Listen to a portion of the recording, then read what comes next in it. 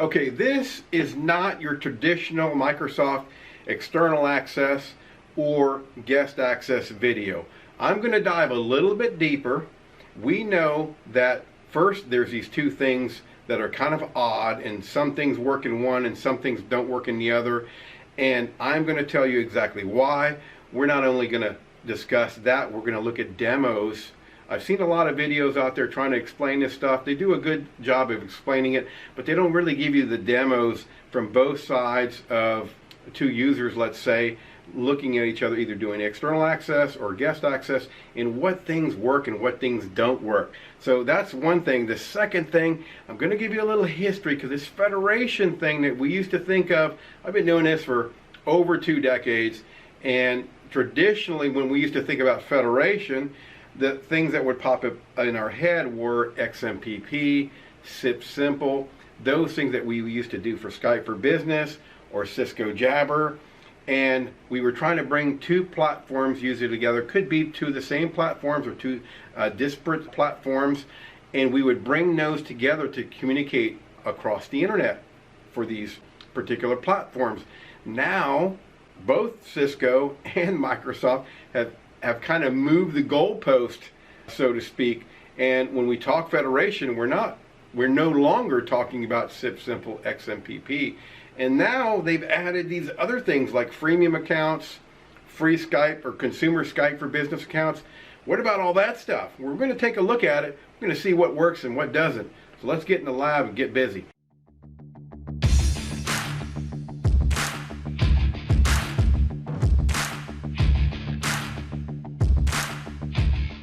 Okay, let's get these definitions, these Microsoft definitions, out of the way first. External access or federation is a way for Teams users from an external domain to talk to you for calling, chatting, and meetings. So in other words, this is our traditional federation, what we used to call federation, like Skype for Business to Skype for Business users, company A to company B, being able to chat, instant message each other, and things like that. Okay, that's a pretty easy way to digest that. Guest access, however, in Microsoft's definition, is to add individual users from outside your organization, another tenant, to your teams and channels in your Microsoft Teams tenant. Okay, this is where the confusion comes in, and there's some things that don't work. And if you really think about it, there's a myriad of ways that this can happen, because there's Skype for Business paid, there's Skype free, there's Microsoft Teams paid, there's Microsoft Teams free. So you really start wondering what exactly can talk to what. All right, a little deeper in external access. The analogy here that I stick with is it's like a neighbor talking over the fence to another neighbor. So imagine yourself talking to your neighbor, looking over the fence. You're not on his property. He's not on your property. If I'm talking to Joe, my neighbor, if his wife calls him, he can still hear her because he's on his property. If my wife calls me, I can still hear her because I'm on my property. If my kids contact me or yell out the back patio or something like that, I can hear them. And the same for Joe, my neighbor. So that's kind of the analogy for external access. Okay, it's the old federation, what we used to call federation. Turning on external access allows you to do a couple of things. There's not too much here. One of the things is you can search outside of your domain and tenant. Okay, so if this is on, you're going to be able to search, and I'll show you in the demo that it actually says, oh, I didn't find that person internally, sort of like that. And do you want to search externally, okay, in other tenants? So say you're looking for Joe at 123.com. You'll find that you have a little extra button there that says, I didn't find him internally, you want to look externally. Okay, and you can call, chat, and have meetings with external participants or external access. It works for both Skype for Business and Microsoft Teams. Okay, we're going to get into that. All right, we're going to get into exactly what that means. And also for Skype Consumer. Okay, not everything works. If you're the IT admin, what controls do you have? Just not much. I mean, basically, you can allow Open Federation. This is the old, if you guys, anyone's familiar with a Skype for Business or Skype for Business on-prem, when we used to set up Simple Federation, or you Cisco guys used to set up XMPP Federation through Expressway. This is the old type of federation, right? The controls you had were basically Open Federation. Anyone can talk to me, and I can talk to any other domain. I could only allow certain domains, maybe, AmericanAirlines.com, but everything else I don't want is going to be blocked. Or I can do it the reverse, where I can block AmericanAirlines.com, but then allow everyone else. So this is the part I was looking for, and I couldn't find. There was maybe 10, 15 different YouTube videos, but I could never nail this down. There was a couple of blogs out there that kind of hinted to, but it wasn't in one consolidated place. I've done some testing, and we're going to do some testing in the demos to see exactly what works and what doesn't. So for external access or federation, what's the interoperability? Okay, so I'm in this diagram. After my testing, I wanted to understand or put on in a graphical format so you folks could consume. And this is what I came up with. So from Tenant A, so I'm saying from Tenant A, what can I talk to? All right, if I were to search for somebody, well, I can search for and talk to in a chat Tenant B here, no problem. Whether that be Microsoft Teams or that Tenant B on Skype for Business, all right, online. Now, that can also be Skype for Business on-prem. So from Tenant A to Tenant B, can I have external access? Can I chat? Yes. What about external access to free version of Teams? A lot of those out there, but that doesn't work. So there's no way to do that. However, here's the weird thing. When you create a Microsoft account, remember you have to create a Microsoft account to get the free version of Teams. Once you do that, a Skype freemium consumer account is also enabled. So you can, like, let's say this is user 1 here. User 1 also has a free Skype account. So this won't work, but this will work. So that's kind of odd. I thought definitely from Tenant A, external federation with a free version of Teams would work. It does not. As of today, as of this publishing, it's October 7th, 2020. So Google that if you're watching this. It does not work. And I haven't found anything online that says Microsoft is going to make this work. Again, this same user can pop up Skype Consumer and be able to talk to Tenant A in a federated fashion or using this external access federation. So let's turn our attention to guest access. Now this needs a little bit more explanation, and I'll start with an analogy first, just like we did on external access. So the analogy here is it's like inviting a neighbor to your house. So no longer are we talking at the fence line or over the fence, which is called external access.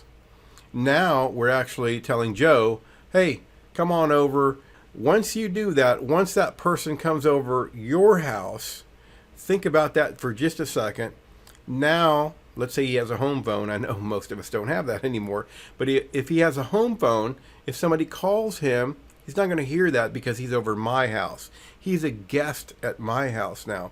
If his wife wants to talk to Joe, she's going to, yell to the den or something, and he's not going to be there. He's not going to hear that. If his kids try to talk to him or call out to him in the kitchen looking for Dad Joe, he's not going to hear them. So he's a guest at our house. Very important to kind of get that concept in your head. He's now transferred over from his house to our house. So that's the analogy. You'll see kind of how that works in the demos. That's kind of basically, and when we're talking about guest access, we're talking about teams and channels in teams. Okay, we're not talking about chat. I want to distinguish or delineate between chat only and then messaging, chatting, whatever you want to call it, inside a team channel. All right, that's the difference. And just at a sidebar here, for you guys that are already kind of tuned into this and understanding it, you can probably think of when you're a guest at someone's house or you're a guest in a tenant, right? When you share files and things like that inside a tenant, remember you're using SharePoint or you're using OneDrive, all right? And that's the I want to call it problem, because everyone kind of hammers Microsoft Teams for this weird guest access thing. But when you share things, you're in someone else's house, and that's where this thing has to happen, where you have to be a guest in someone else's tenant. So let's go on a little further. I probably told you too much too soon there. So turning on guest access allows team users to invite other domain tenants, other domain users or tenants into their channels. All right. What can an IT admin do? Well, now that you're there at your house as an IT admin, you have more control, right? You can lock the doors. You can tell Joe he can't do many things, that he can't curse at your house, things like that. So you have a little bit more control, and you can put some guidelines around your guest. So you can see, you can limit calling, you can limit meetings, you can allow or disallow video, screen sharing, you can allow or disallow meet now. You can say, hey, in chats, I don't want, if Joe says anything he can't delete, I'm going to disallow him from using Giphies or stickers or things like that. So you have more control. So let's take a look at this right here. The reason I told you, for the normal Joe thinking about guest access, it's weird, right? Guest access, you have to log out of your house, so to speak, and log into someone else's house. All right? We're going to see how that works, but if you keep that in your head, you kind of understand this. For an IT pro, people complain about it because it becomes unmanageable, for the reason that when you allow guests in your house or in your tenant, they are an Azure AD user. I mean, there's an Azure AD account created there, and Microsoft puts a limit on that. So in other words, what they're saying, and you'll find this verbiage in Microsoft documents, which basically says for every, let's say for every E5 account or E3 or whatever, E3 license, E5 license, you get 5 guests. If I had 10 E5 licenses, I can only invite 50 guests into my tenant or into my house. So, and those things don't get deleted. I thought maybe they would get deleted after a while, after they're not used for a while, but they don't get deleted. You have to, as the IT pro, IT admin, you got to go delete those. So obviously, if you think about that for a second, as time goes on, your users are going to add guests, right? Those accounts are going to pop up in Azure AD. They're going to take a license, 5 for every, you get 5 of those guest licenses for every real paid user. So you're going to hit, you're going to cap out there, and someone's going to have to do something. I did some poking around in there, and I don't see, and maybe someone can put down in the comments below, I didn't see anywhere where I could see, well, how long has it been since this person has been in a team or channel. And I'm sure that's there. There's so many tools inside Azure AD that I'm not tuned into, but just understand that that's probably going to need to be done. Someone's going to have to go look in there if you hit that cap and say, hey, I need to delete some of these guest accounts. So something to think about as far as guest access. And again, that's why a lot of people have heartache with guest access. Hopefully Microsoft they have to come up with something different later on, because this just is weird. And again, it's hard to understand when people are used to Skype for Business, Jabber, WebEx Teams, where you just federate with someone else and you can talk to them and you can, invite them to a group chat or what have you. Now let's talk about guest access interop, and this is where it starts to get weird and a little ambiguous. So let's take a look at this graphic here. Again, I try to put some word pictures here so we can understand, or go right to this graphic if you're ever looking at this in the future and want to know what works. From the tenant A's perspective, so what I'm saying here, or what I want to depict here, because I have two of these, I'm saying from tenant A is going to add a guest. All right, so pretend you're in this tenant and you're in Microsoft Teams and you're going to add a guest. If you add a guest, can you talk to, or can you add a guest from another tenant? Well, we all know, yes, you can do that, right? Can you add a tenant that's in the free version of Teams? Yes, you can do that too. Or can you add free Skype?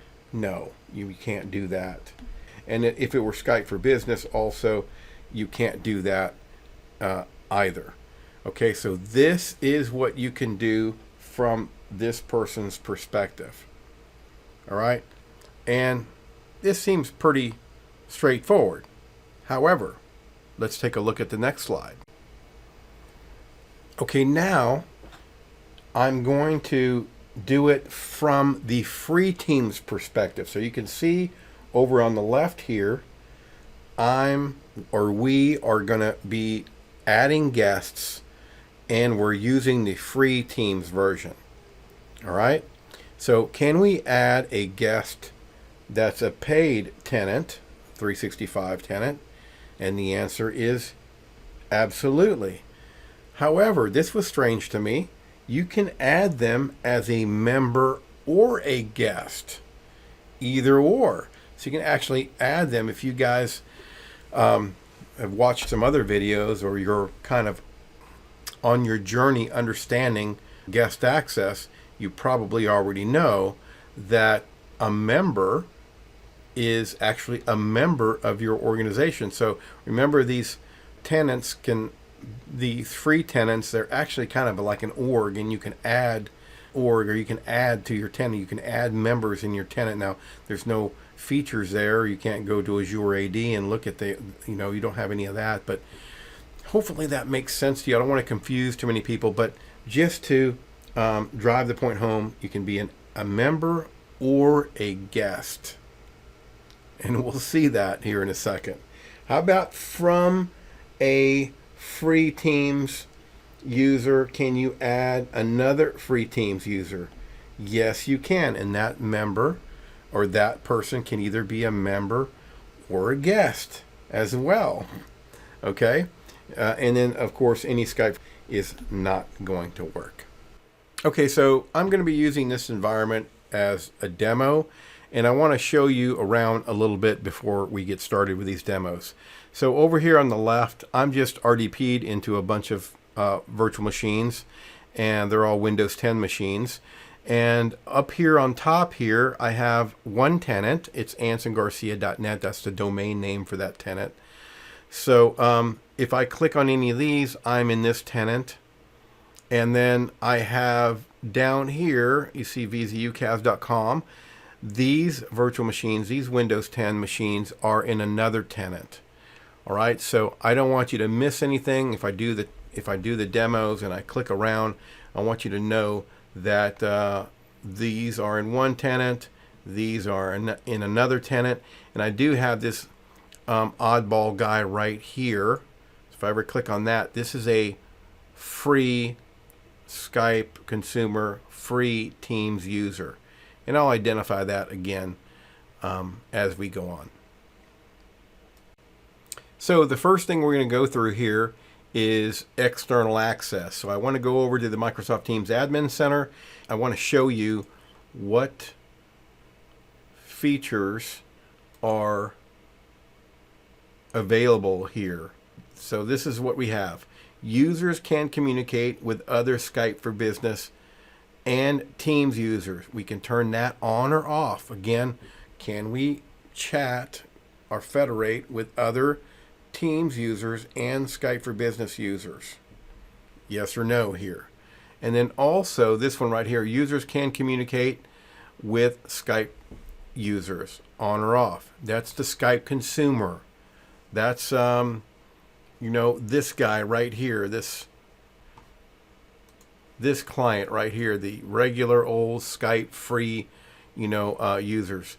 Now this is important, and this was big when Microsoft did this, and I'm very glad they did, and the community is very glad they did.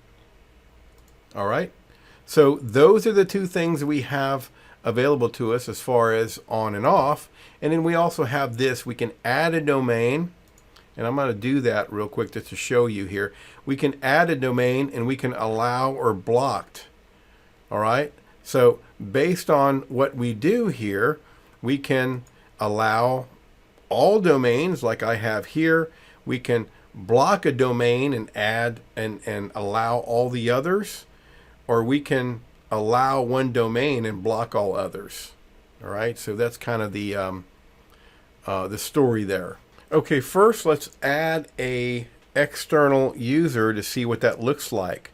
So I'm in chat right here, and I know I want to pick someone that I haven't added before, and I know this user right here is Olive U, which is a cool name. And we're going to add that person as an external user. So let me go up here. Remember, these are two different domains, two different tenants. So let's add Olive U at vzucas.com. Okay, you see this right here?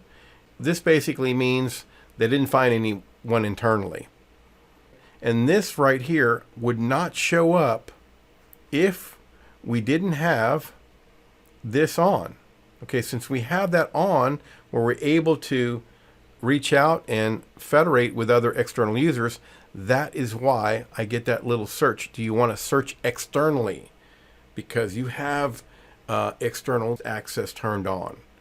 Okay, so that's how we would add someone as a external access user or external federated user. So let me I want to keep that fresh there. I'm going to say let's add jessica.kasdan at vzucas.com. Okay, now here we get this, and the only reason I see this is because I already communicated with her before. That's why I wanted you to see the other one first. So I've already added her as a user. I've already reached out or federated with her, and that's why it shows up a little bit different here. So what happens here? Let me go ahead and do that, and we'll send her a message. Okay, hello. And then she's in this other tenant over here. Let's go over here and see what she sees. And you can see that she got this chat right here, and we'll say hello back.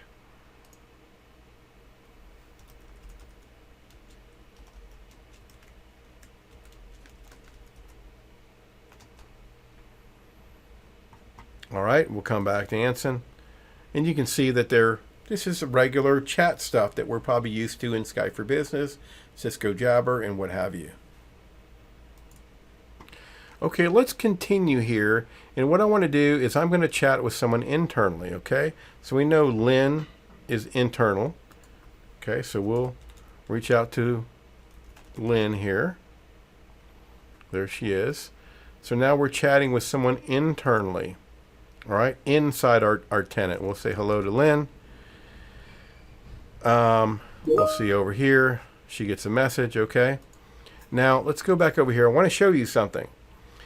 You see when we're with Lynn inside our tenant, you see this button here. We can add people. All right, so if we want to do a group chat, in other words, we have that option. However, let's go back to Jessica, which is an external user that we're federated with. You see we don't get that option. So there is no group chat here. So one thing to make note of, that you can't do that.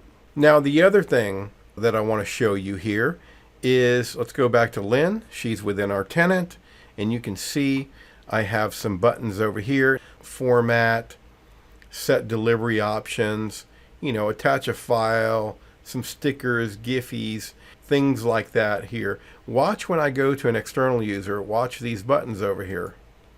I have a reduced set of functionality here because I don't have the full functionality with an external user. Another thing to take note of.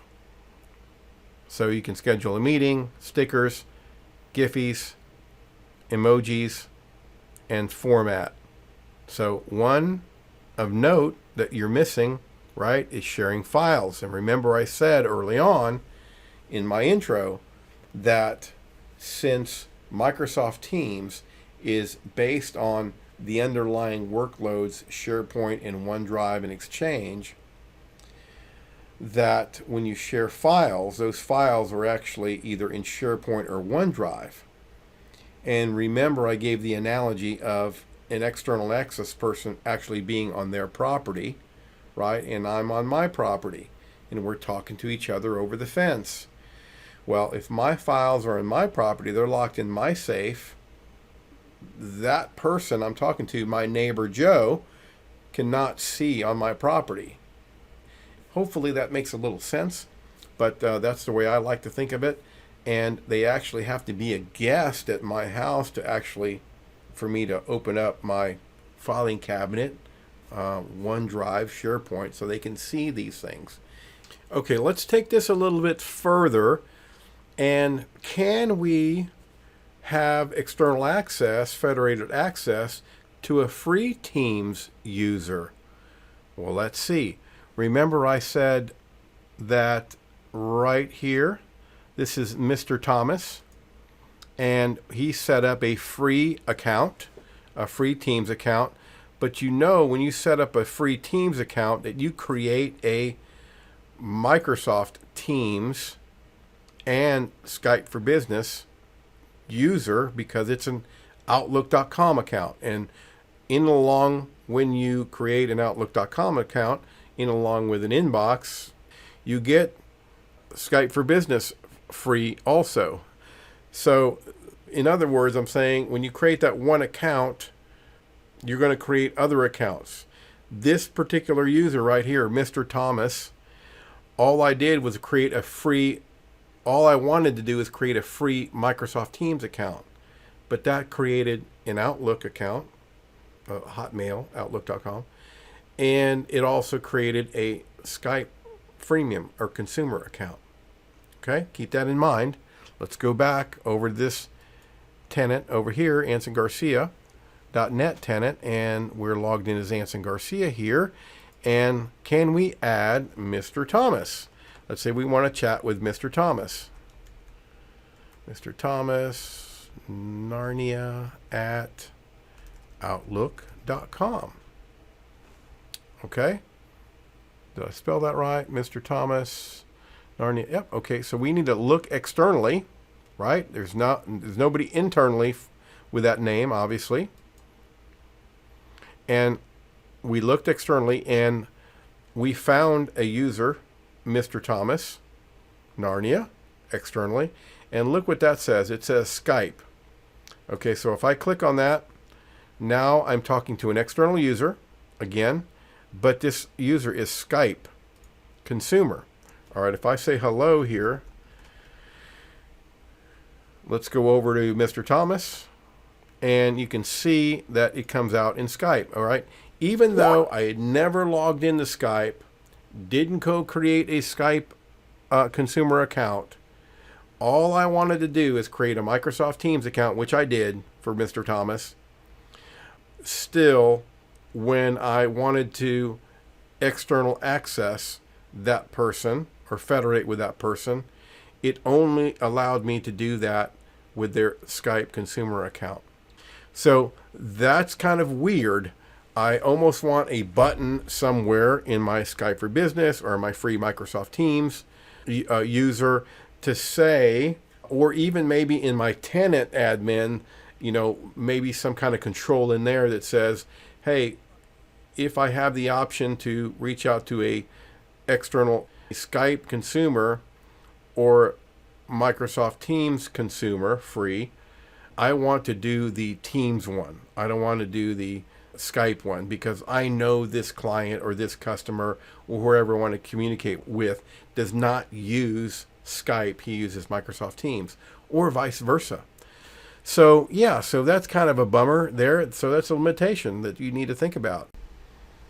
Okay, let's turn our attention to guest access now. Now, this one seems a little bizarre, as the demos I do may confuse you. But there's one thing you have to remember when you're talking about guest access. Just remember the analogy that I gave you earlier. Guest access is your neighbor coming over your house as a guest. Keep that in mind, and hopefully these demos will make some sense. Okay, so let's go over to Anson at ansongarcia.net user again, and let's add a user, Jessica, that's in this other tenant as a guest. The first thing we need to remember with guests are they're really about teams. So I'm going to click my Teams button here. I've got a team here and I have some channels here. First thing I'm going to do is I'm going to go right here and I can add member. Let's add a member. I really wish it said add member or guest.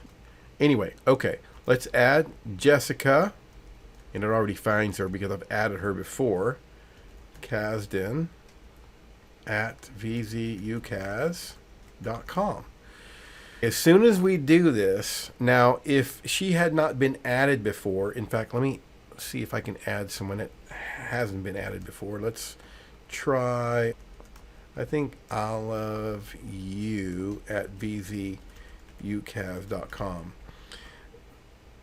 Okay, see, this is a little bit different here. It finds her over there, but you add her as a guest, as opposed to, this looks a little bit different if I add Jessica, which has been added before, and it's cached in here.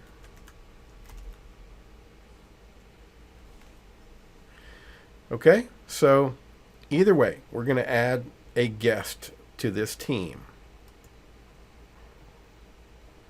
We'll close out. The first thing I want to show you is, let's go to manage the team. Other videos kind of take you through this too, so this should be nothing new if you've been investigating this. If I come down to members and guests, I see Jessica as a guest. What I want to show you now, just real quick, because I know there's some IT pros out there watching, hopefully. Let's go over to our Azure AD. If you look down here, this is my Azure AD, and you can see right there, Jessica.Kasdan, which is not a user I created. It's a user that was auto-created via an invitation, and that's a guest user. All right, something to be aware of. And remember, I said you get 5 guest users for every paid for license. Let's go see what we see over here. Now, this is where it gets weird and people get a little confused. Let me go over to Jessica Kasdan at this other vzucas.com. First, let me just go into one of the channels. Oh, I'm going to go in this team guest channel that I named here. Do a new conversation and say, hello, all. Come back. Let's go over to Jessica in the other tenant. And Jessica obviously sees nothing. Well, it's not obvious. Most of you that don't know much about the guest access would think that we would see something here. We don't, because she is not logged in to our tenant. She's not logged into ansongarcia.net. She's logged into her own company's tenant, which is vzucas.com. In the perfect world, we would see a little drop down right here, which we could log into other tenants. Let me show you that. Show you someone else. See, Anson right here has this drop down. These are other tenants that he So he's a guest in this tenant, so he can log into this other tenant. Okay, I just want to show you what that looks like. We should have that here. However, I've left this for 24 hours and it never comes up here. But let's go ahead and log out and log in, and we're going to do it this way. We're going to quit here. And we're going to see if we log out and log in, if we get that drop down box so we can log into the other tenant. Okay, I just paused the video for 5 seconds or so, and you can see I'm logged back in as Jessica, and I have something different up here. Now, this only happens, as far as I know, and as far as what I've read, is when you log out and log back in. As I said, I've added Jessica as a guest before to the AnsonGarcia.net tenant, and I never got this little drop down here that allowed me to go log into another tenant that I was invited as a guest to. Okay, so you're seeing this for the first time just like I am. I'm going to click down here, and you can see I have some indicator here, and that indicator is, it shows two. There's two messages for me in that other tenant. Okay, so before we do that, I'm going to go back over here, and I'm going to put in another hello all. I'll do several. Okay, now I'm going to come back over here to Jessica in the other tenant, and you see there's not any incrementing going on there.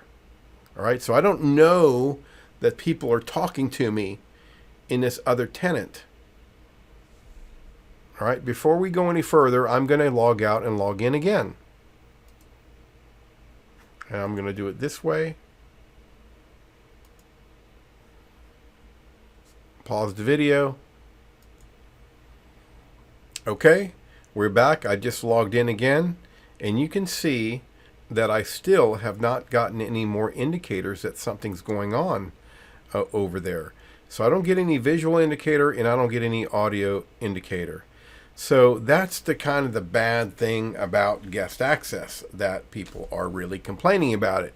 It's been about 5 days, and I left everything as it is. And I even went in this channel and posted some more things from Alex and Lynn, just to keep some conversation and activity up in this channel.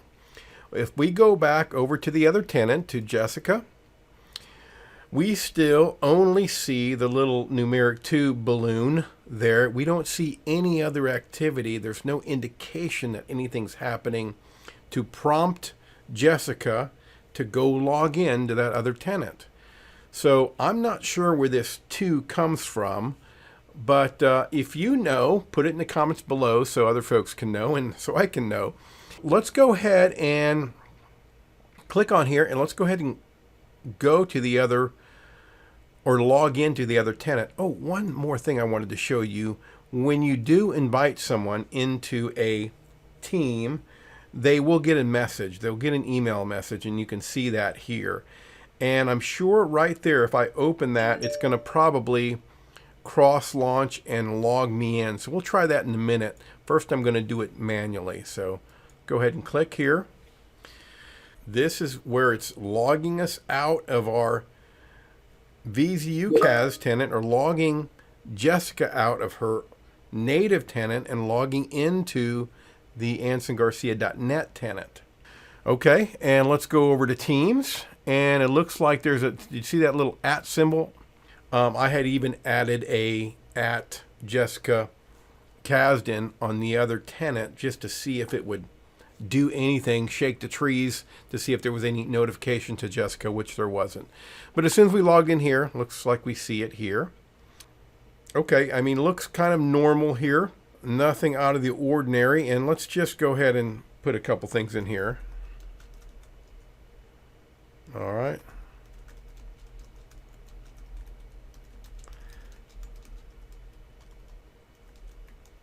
All right. Okay, there's a couple of things I want to do here that I'm curious about. I'm logged into someone else's tenant, right? We're logged into ansongarcia.net.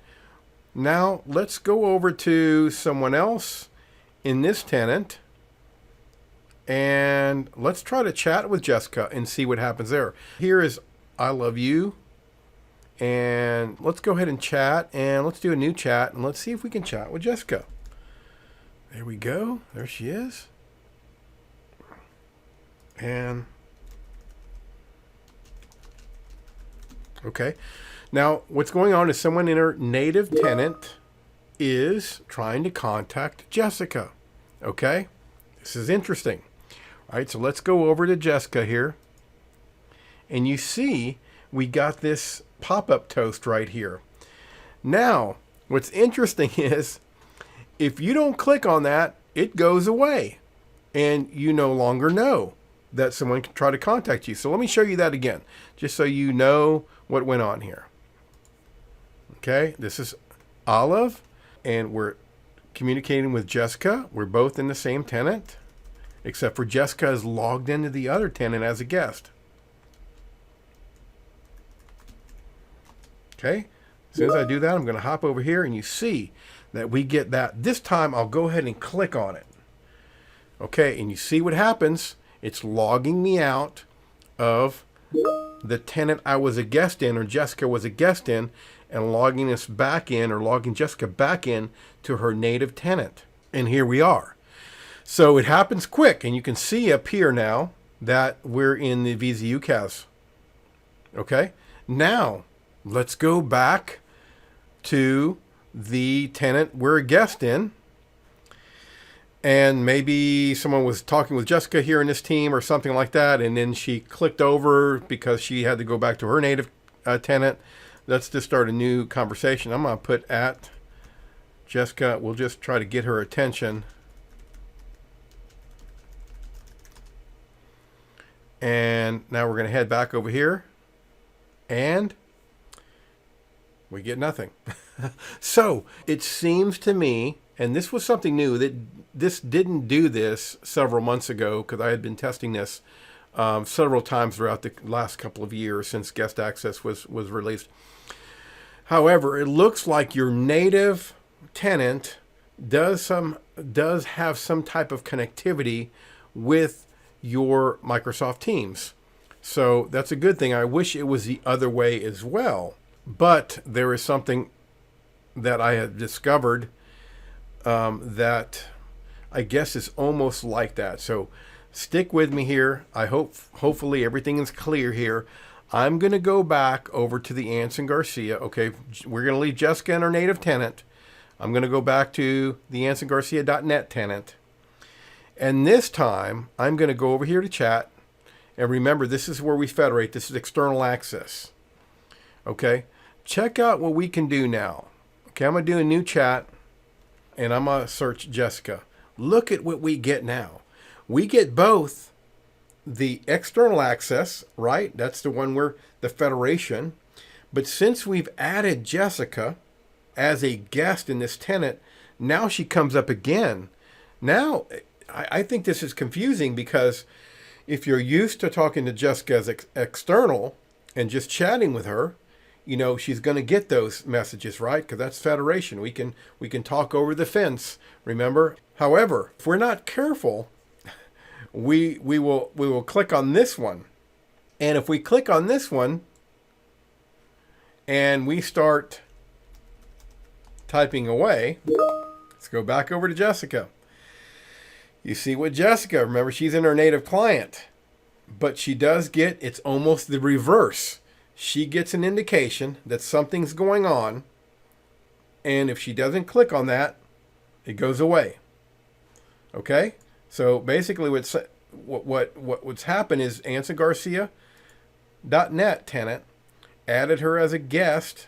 This could be by accident maybe, or maybe you want this to happen, but this just seems odd, and you really got to know what's going on here. The regular user is not going to distinguish between these. I mean, you've got to have some heavy training for your user base to actually know, do I need to choose guest or do I need to choose external?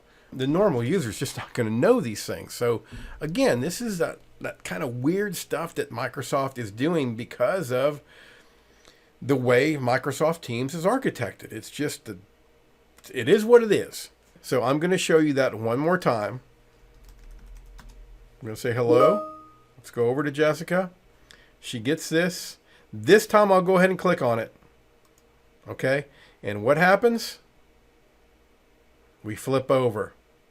Okay. Automatically. If you're going to do, I guess my message to IT admins and adoption people and things like that, this is probably something you need to cover. In that, as soon as someone adds as a guest, you know, someone else could have added Jessica as a guest in this tenant, and then somebody, let's say, you know, Lynn or Thomas Payne or something was trying to get a hold of Jessica. As soon as that happens, you're going to see that she comes up twice when you're trying to do a chat message.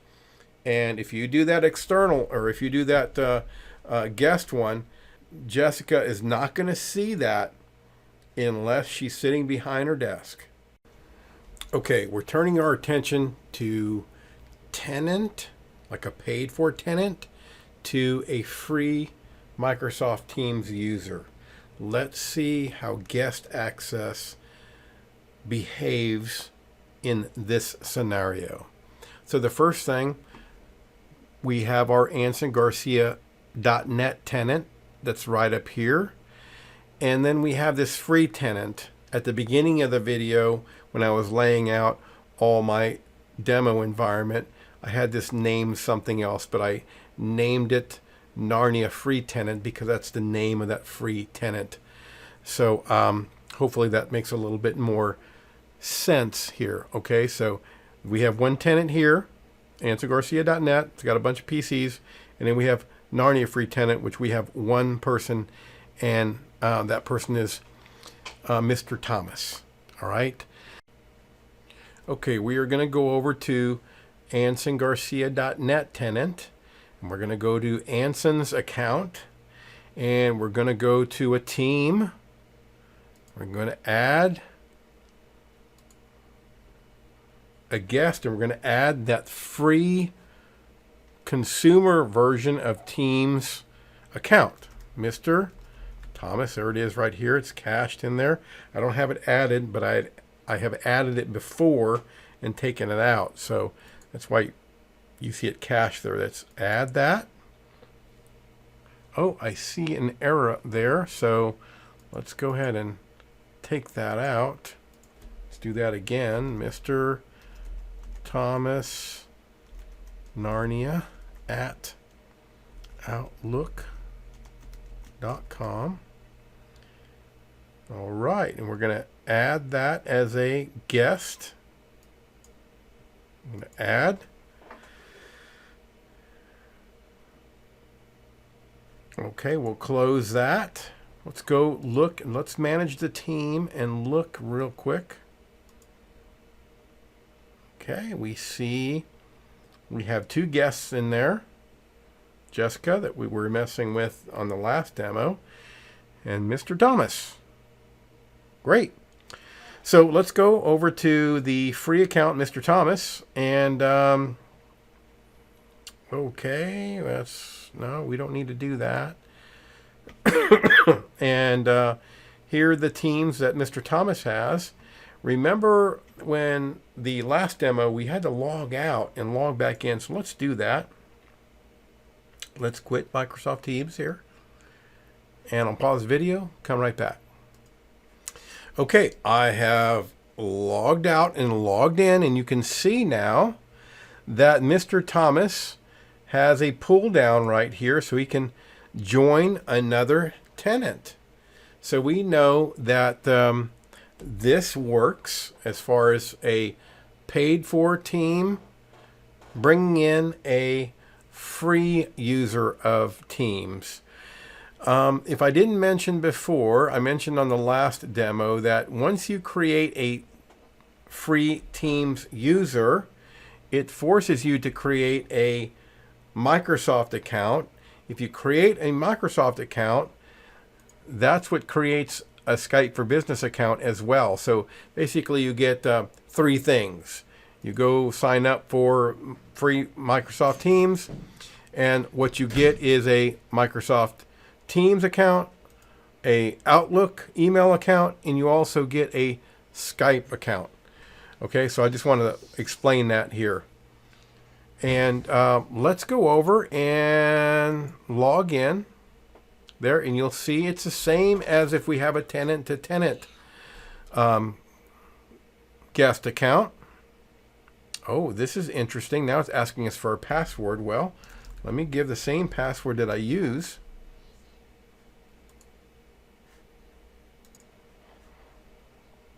Okay, now it's giving us some reviewing permissions. We're going to say okay here.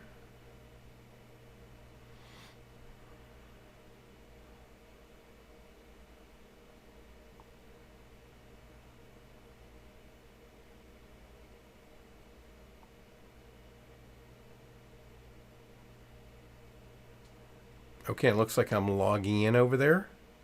I don't remember this reviewing permissions from tenant to tenant. It might have been there, but I've done this so many times over and over, prepping for the demo, that I might have just forgotten it. But I pulled everything apart before I put these two back together again. So we can see there, that looks fairly, similar or exactly the same as our paid for tenant in this channel over here. Okay, so everything's working there. Good. Let's see if Mr. Thomas can, let's go over here to the guest channel. I like using that one. Okay, and we're going to see over here something happened in Team Guest channel. Okay, so there again, everything's working okay. The only thing, again, you have to realize is this free tenant now, Mr. Thomas tenant, he's logged out of his tenant, the tenant Narnia, and anybody that he's added to that tenant, he's not going to get to, communicate with. So that's that kind of weird thing. I just wanted to show you in this demo that you can, from a paid for tenant, bring in a guest free account tenant.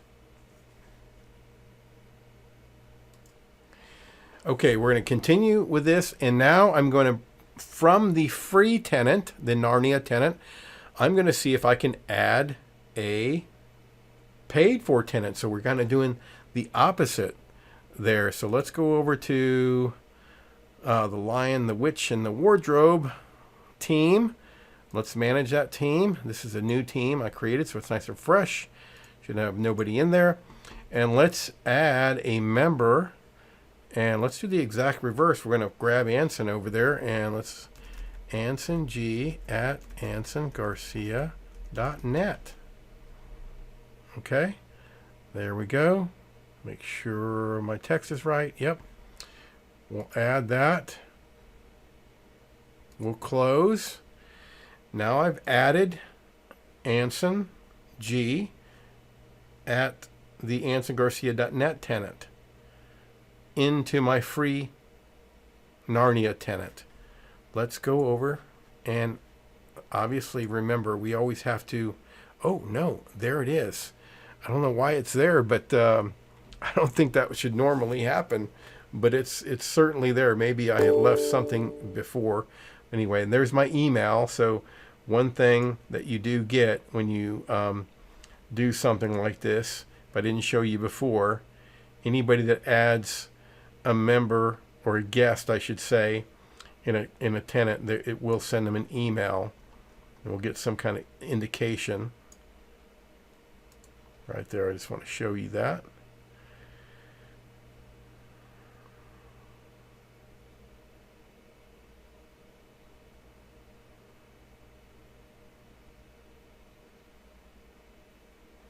Okay, and let's hop over there.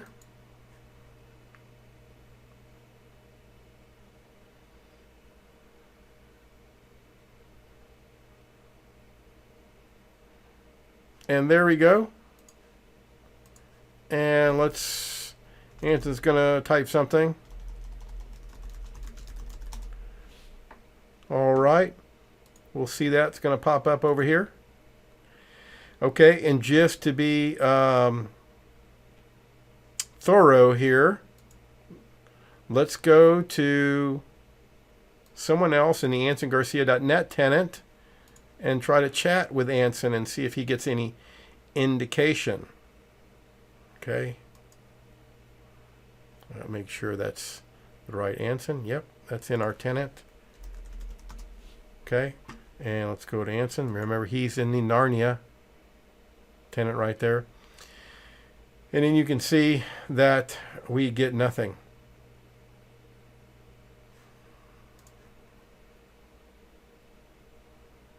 Nothing there. Okay, so he loses all connectivity. Remember before when we were in a paid that a person, when they logged out of their tenant, they actually got a notification and it came up. For some reason, it's not working here. And I noticed that before. So when we're dealing with a free tenant, something's not jiving, something's not connected. We'll do hello again. We'll do at Anson and do a mention. Okay, we'll come back to Anson and you see there's no indication. So again, here's the bad stuff about guests, right? We'll go back to our native tenant here.